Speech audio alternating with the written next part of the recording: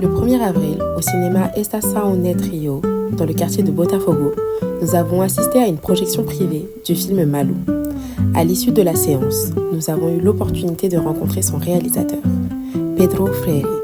Dans cette interview, il revient sur son film, son parcours, ses choix de mise en scène et les thèmes qu'il y explore, notamment la mémoire et l'héritage familial.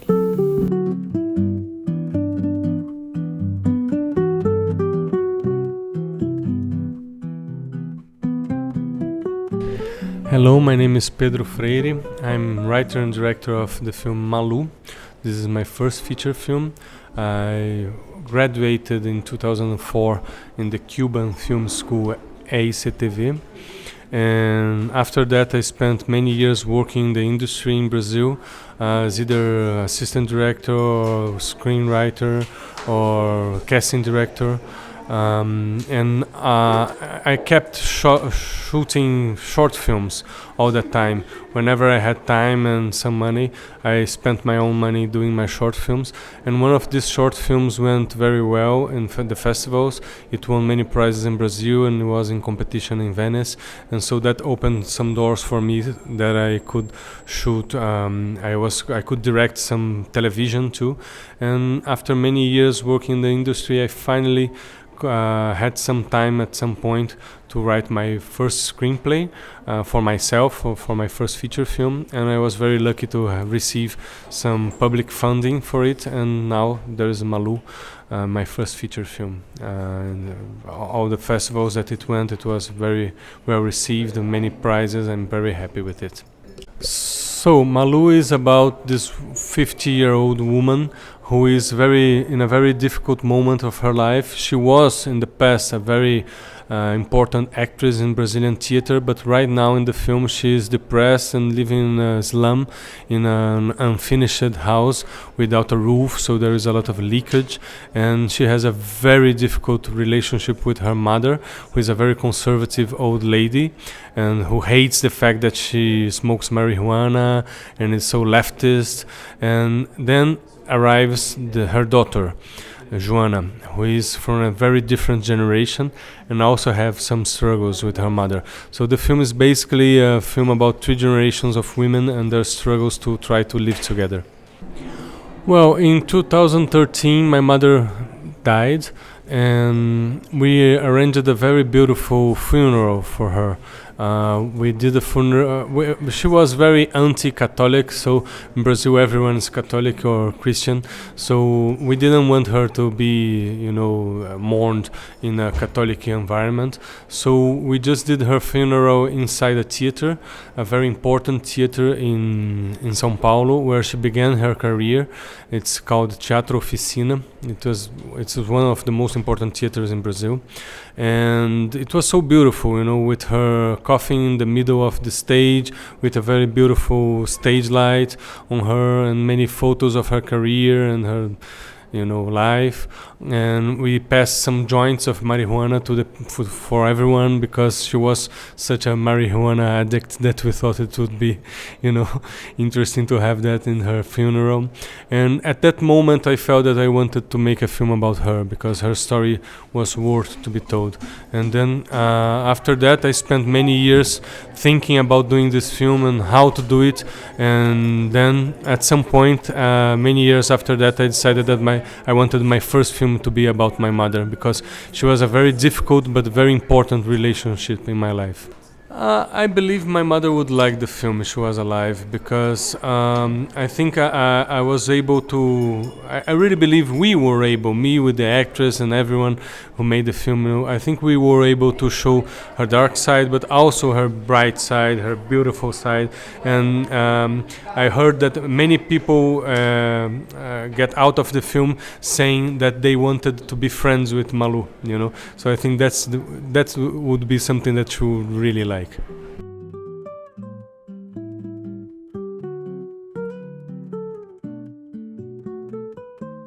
Even before writing the script, when I was only thinking about it, I already knew that I wanted to make a very realistic film.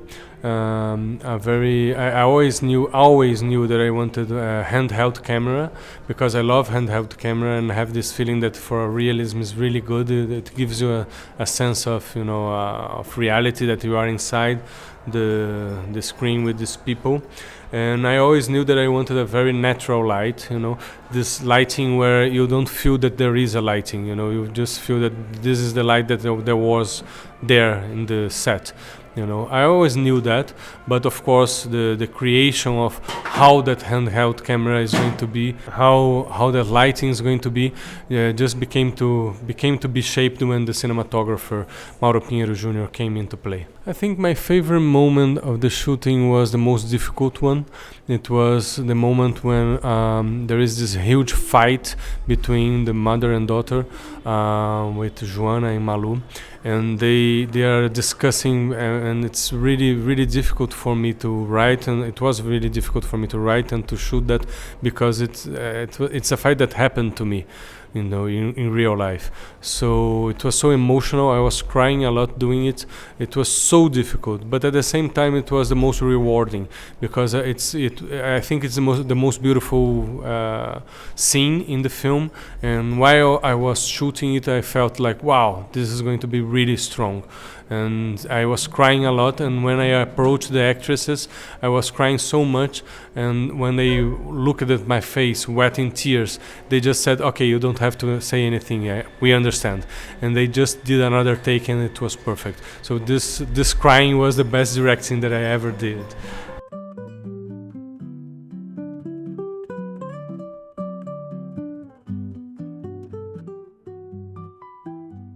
Okay, so I come from a family of actors. My father, my mother, my sisters, everyone were actors in my family. So I kind of always knew that I wanted to work with actors, but I understood quickly that I didn't want to be an actor, because I was too shy for that. So I quickly understood that I wanted to be with actors, but not acting. So of course, the only clear path was going to be a director. But nevertheless, when I was 8 or 9, I wanted to be a writer. Then then one day, my sister, I was 10. My sister took me to watch Amadeus, the Milos Forman film, in the movie, in the theater. And then I was so in love with that film. I was so in love that I thought that I wanted to be a maestro. I wanted to be a musician. And then I asked to have piano classes, and I started to study piano, and I really didn't like it at all. And then at some point I understood that what I really loved in this film was the cinema and not the music. And then this is a very important film in my career, because when I was 10, I understood that I wanted to direct. And then later, when I was 16, I was already really decided to be a director. I was only unsure if I wanted to be a theater director or a film director, because I felt that theater was more directing actors oriented, But then when I was 18, I watched for the first time a John Cassavetes movie. It was called Faces, and it was amazing. It changed my life, because at that point I understood that I could do what I wanted to do in film. I didn't have to be a theater director. I could do the directing of actors that I believed in film. And then at 18, I was really sure that I wanted to be a film director, nothing else. Well, I think the best advice I can give to young aspiring filmmakers is just shoot. Shoot a lot. Shoot all the time. Just grab a camera, even if it's your cell phone camera, and do short films. Do short films all the time. I had this amazing experience of knowing Abbas Kiarostami, the famous Iranian director. Once I did a workshop with him in Cuba, and he told me that for 20 years he had been directing and shooting and editing short films every month, because he said he was not doing these films for the festivals or for the audience. He was just doing them for himself, because he felt that a filmmaker should be always shooting. As a poet who should be always writing, you know, a filmmaker should be always shooting. So the best advice I can give is just do short films all the time. Every time that you have spare, every money that you have, you just put in doing very cheap short films all the time, as much as you can.